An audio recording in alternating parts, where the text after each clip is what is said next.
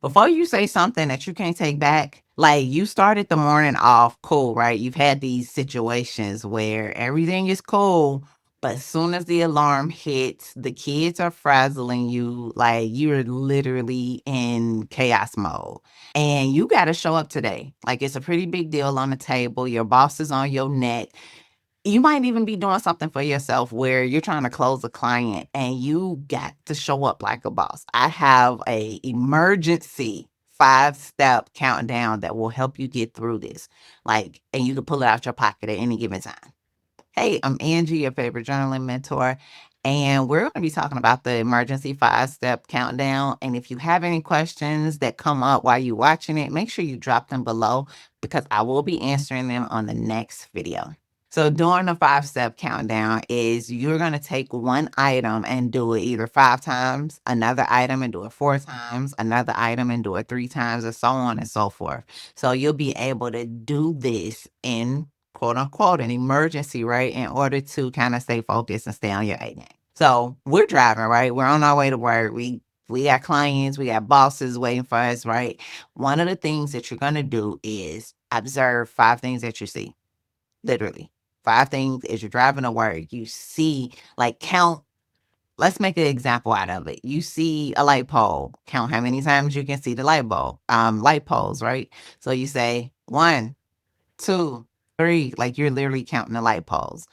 Another thing would be observing somebody's digging in their nose while they're walking across the street. Yes, people are nasty, but that would be something that you can literally observe and see. But it allows your brain to calm down so that you can now focus on something else versus the emotion that is risen up from your anxiety or your anger that you're processing through.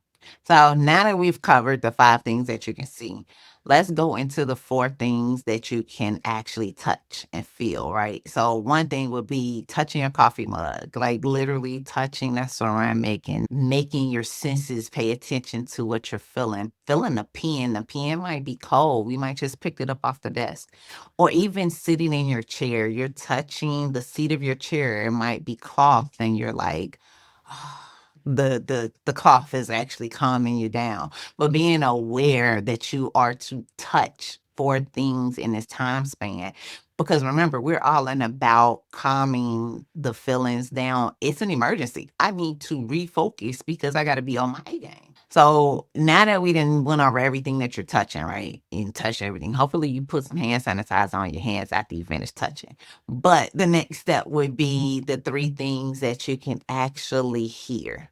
One thing would be the typewriter. Maybe you're in an office space where you can hear people typing, or maybe even the windows are open and you can hear the street noise, or you can hear the birds chirping. But focusing on being able to hear. I mean, if you got a few minutes, turn on some music that will vibe you out. Like for me, it would be some gospel music, maybe some old school, or Kanye West. I am a big Kanye West fan. But being able to turn something on that you can hear, like, real quick and being able to knock it out so you can catch the vibe. So now you're actually hearing it so you can calm yourself down. So we just got finished listening to whatever sounds are in our immediate surrounding, right? So next would be, what are the 2 things that you can smell? Being able to smell the coffee or smell that good donut that your coworker brought in that you know you don't want to really eat because it's gonna put you out of line for your calories for the day, right? Let's be for real. But you have to identify those 2 things that you can smell because by this time you are on a roller coaster of downward.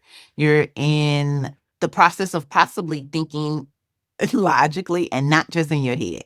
Like we have all these thoughts and these emotions that are coming up, right? But now you're paying attention. Like this is what this whole emergency exercise is about. It's actually calming down and slowing down enough to pay attention. So hopefully you have identified what are the 2 things that you can smell that smell real good, hopefully. So now that we done tasted, smelled, touched, all of those senses, right? The last thing that you would identify is, what do you taste? Now, taste could be you popping a peppermint in your mouth, right? Or tasting could be you taking a sip of the coffee, right?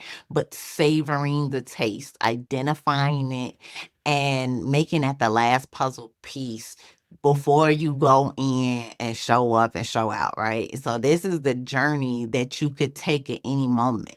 It could be sped up, it could be slowed down, but the whole intention is for you to get out your head and out your emotions and stay logical in the time of showing up as a true leader. Like that's what we are doing right now. We're showing up as true leaders because we know how to handle ourselves when the world don't know how to handle us. So now that you have these 5 emergency countdown steps in your back pocket, right? You can pull them out and use them at any given moment. Make sure that you drop down any questions that came up while you were going through the steps because I hope you was going through them with me. But if you have any questions, make sure you drop them below because I will be answering them in the next video.